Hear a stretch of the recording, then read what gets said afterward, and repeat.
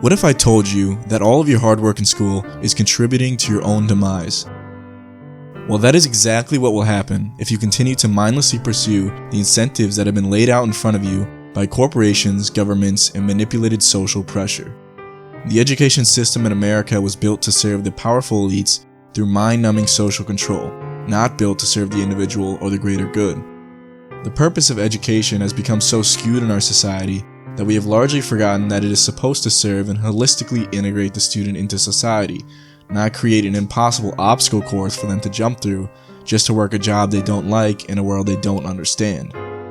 The American public education system was based upon nationalist, authoritarian, greed-based foundations. The model for schooling that all Americans grew up in was based on the centuries-old schooling system made for nationalized social control. The Prussian 8-year education system was founded for the purpose of indoctrinating Polish youth into obeying the German state and its military leaders following the annexation of Poland by the Prussian kingdom. This model worked so well to create docile, obedient, and impressionable youth that the United States government took notice around 1838. Horace Mann returned from his visit to Prussia with a variety of ideas to implement through his position as Secretary of Education. He started with reasonably good intentions for wanting to make the population less ignorant, promoting equality, and building character. But this character building largely ended up taking the form of instilling values like obedience, attendance, time organization, and basically anything that would make them better workers. This system continued to grow until it was reshaped by the General Education Board founded by Rockefeller and Gates in 1902. With a donation of $129 million, the GEB was able to transform the education system into a vocational-based learning which focused on preparing America's youth for the workforce. Frederick T. Gates, director of the Rockefeller Foundation, said this: "In our dream, we have limitless resources, and the people yield themselves with perfect docility to our molding hand. The present educational conventions fade from our minds, and unhampered by tradition, we work our own goodwill upon a grateful and responsive rural folk. We shall not try to make these people or any of their children into philosophers or men of learning or of science. We are not to raise up among them authors, orators, poets, or men of letters. We shall not search for even great artists, painters, or musicians." What he is saying is that it is good if people are not educated to actually understand the world around them or to be engaged learners. What is more important is that we produce good, obedient, ignorant workers who we can mold to our needs. And in the words of Rockefeller, "I don't want a nation of thinkers, I want a nation of workers." That force from the elites controlling big industry paired with an increasing cultural shift towards the value of tireless hard work fueled an industrial system where people worked dangerous jobs and long hours, and most Americans made just enough to get by. This system created a classroom, school environment, and social perception of education that served to benefit those in power. Over time, everything was standardized, from the desk arrangement to the uniforms to the curriculum to the grading standards, all as a means of standardizing the individual. If everyone who came out of this system spoke the same, thought the same, believed in the same values, and was committed to the same causes, then the education system would have done its job properly.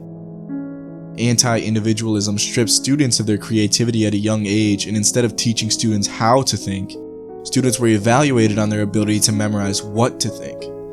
This process of rote memorization doesn't lead to lasting impact on the child's brain and is used as a mind-numbing process which reinforces the idea of objectified and singular form intelligence. In reality, there are many forms of intelligence, and by not exploring these different expressions in youth, we may have missed out on some of the greatest geniuses of the millennia. On the social, political level, the education system in America did not produce properly educated, well-rounded thinkers who were able to see the world clearly and use their vote properly. Instead, it taught people not to question the authority of the powerful economic and political institutions, and instead to keep their heads down and focus on their work. This cycle of molding the American people into the will of the elite and powerful continues to go on at some level even today. Although we have seen many changes in our society since the Rockefellers, and we believe that we are more aware of our nation's politics than ever, that doesn't mean we are somehow immune to the shortcomings of our education. In fact, our changing world order in the 21st century makes a deficient education even the more dangerous for you and for our society. While the workforce in our country has significantly shifted from menial factory line jobs to careers that necessitate creativity, thinking outside the box, and courageous non-conforming leaders, the education system has not shifted to meet these needs. As our society has made a college degree increasingly compulsory, we have shifted towards a different type of student. Former Yale professor William Dershowitz, author of Excellent Sheep, an in-depth book on this subject I would highly recommend, describes the universities as manufacturing students who are smart, talented, and driven, yes, but also anxious, timid, and lost, with little intellectual curiosity and a stunted sense of purpose.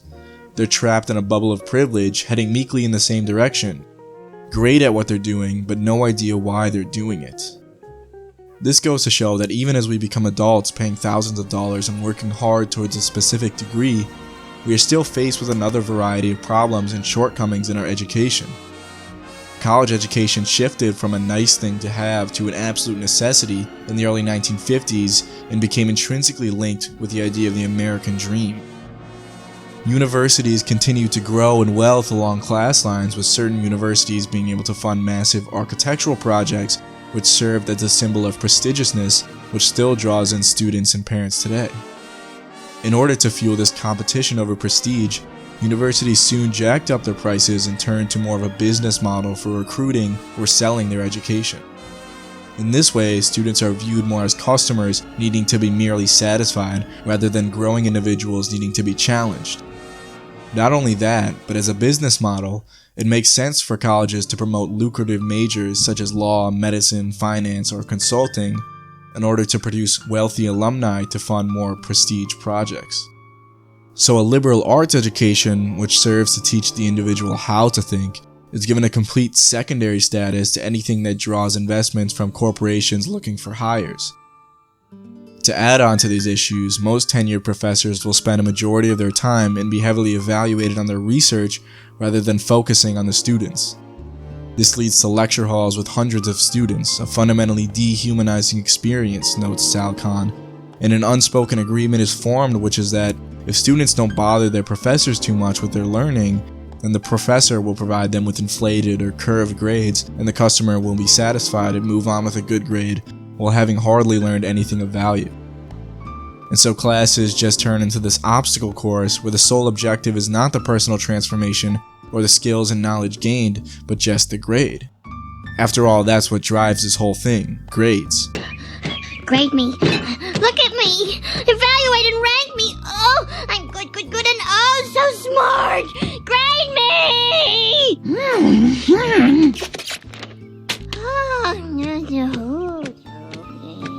We focused so much on these letters, these symbols of success, that we forgot what they were supposed to represent in the first place.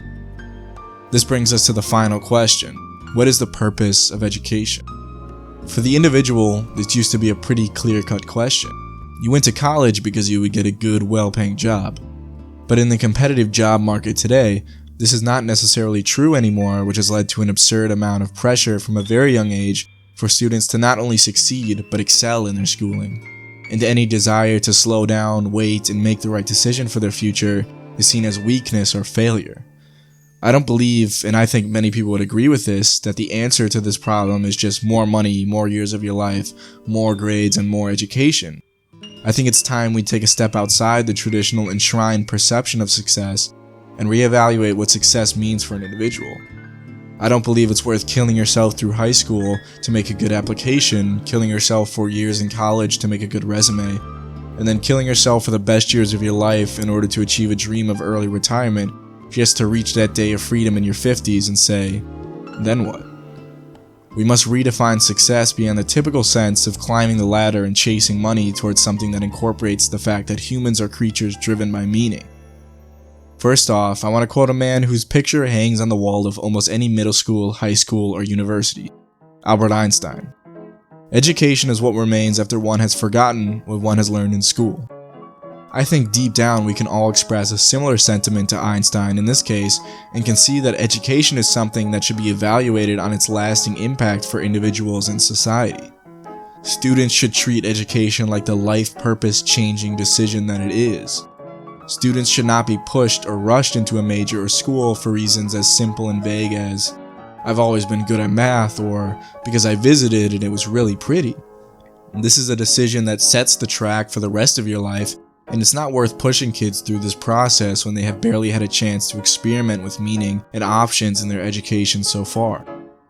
Secondly, we all have a responsibility as individuals in a complicated world to have an integrated, multi-perspective understanding of important subjects, not just the ability to regurgitate certain dates and names in history.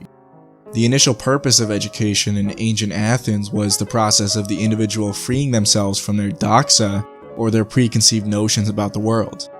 This meant that they learned music, art, literature, science, math, and politics, all of this to make them better citizens and members of democracy, which helped to make Athens the glorious and advanced jewel that it was. As participants in democracy, we must be able to navigate a share of increasingly complicated and important issues affecting our nation. This may involve shifting towards in-class discussions rather than promoting only one view, narrative, or set of ideas, which is increasingly pervasive in our schools and universities today. Thirdly, and I don't mean to be idealistic or believe everything that works in one situation will translate to another, but I think a lot can be learned from the Nordic model. They focus more on a social learning environment where students learn to express their ideas and their creativity through communication, which converts more to the current career market. This model also champions the whole student as a complicated being at the core of the education and doesn't force arbitrary standards or assessments until sometimes the age of 16. And you might say that this wouldn't produce the same results, but we actually see better outcomes in academic achievement, student satisfaction, cognitive development, and trust in the education system compared to the US.